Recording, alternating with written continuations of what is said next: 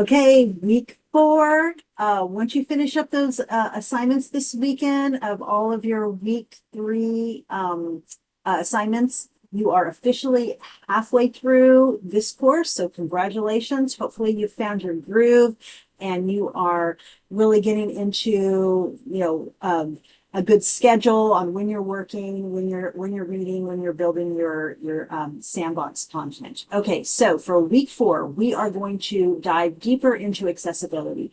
This is something that we have been talking about a little bit. I've been mentioning this kind of in passing as we go. This is, adding those headers, adding those bulleted lists, that kind of thing. But we're going to get into more of the details of this week. So I'm going to start with an overview, and then we're really getting into the things that you have to do exactly to make your course accessible.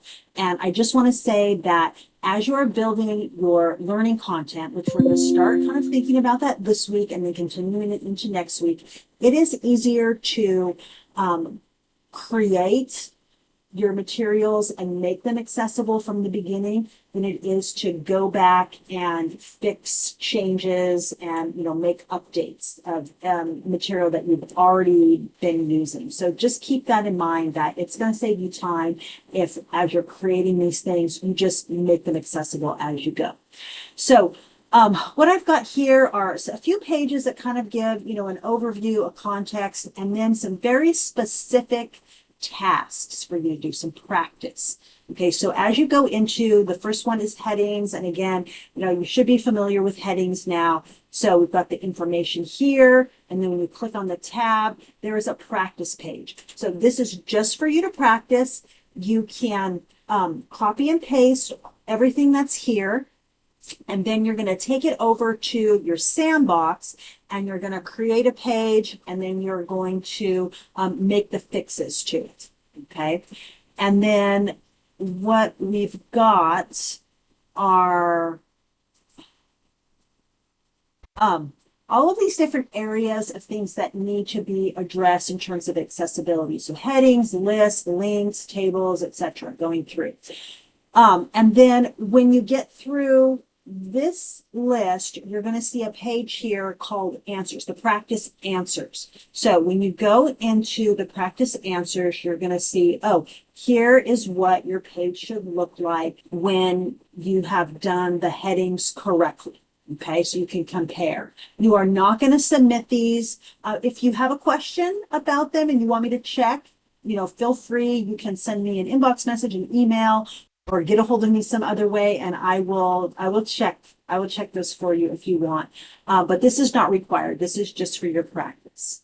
Okay, and what you are going to be submitting for the week is we have a quiz on accessibility knowledge. So all of those pages starting from the beginning, and then our discussion. And what I'm asking you to do here is to take something that you have already, you're using it already for a course that you're teaching, or it's something that you are developing for this course, and you're going to just kind of rethink it. Okay, so keeping in mind everything that we've learned this week about universal design for learning, about accessibility, and talk about how you're making those changes. Okay, for the course design plan, this one does have quite a few steps. So first step is you're going to choose the module or learning unit that you are focusing on. Okay. And I say learning unit because it is possible that you might have more than one module that you're going to focus on. Your module that you're working on for this needs to have at least 3 assessments. So if you come down here, it needs to have at least 2 formative assessments and 1 summative assessment. If it has more than that, that's perfectly fine, but that is the minimum. And so you're going to decide which one to focus on. You're going to create an overview page. You are going to just put, at this point, placeholders for the learning content. So what that means is all of the articles that you're giving students, the textbook chapters that you want them to read, the videos that you want them to watch, any PowerPoint presentations, any lectures of your video lectures that you're giving them, all of that. You don't have to have that actual content, but you need to be thinking about what is the information that you need to give to students, and then putting placeholders for all of those pages. And I just want to warn you now, it is not a good idea, even though Canvas does allow it, it is not a good idea to just upload a file or a link directly to the module. It is really much better to add a page and then embed your file or embed your link into that page. And then that way you can explain to students, what is the meaning of this? What is the purpose of this? What are they supposed to be doing with this material? Okay, so just keep that in mind as you are filling out your module. And then you're going to organize it. You're going to put it in the order that it makes the most sense for students to start at the beginning of the module and work their way through. You're going to create a module or unit summary page, and then you are going to submit your work.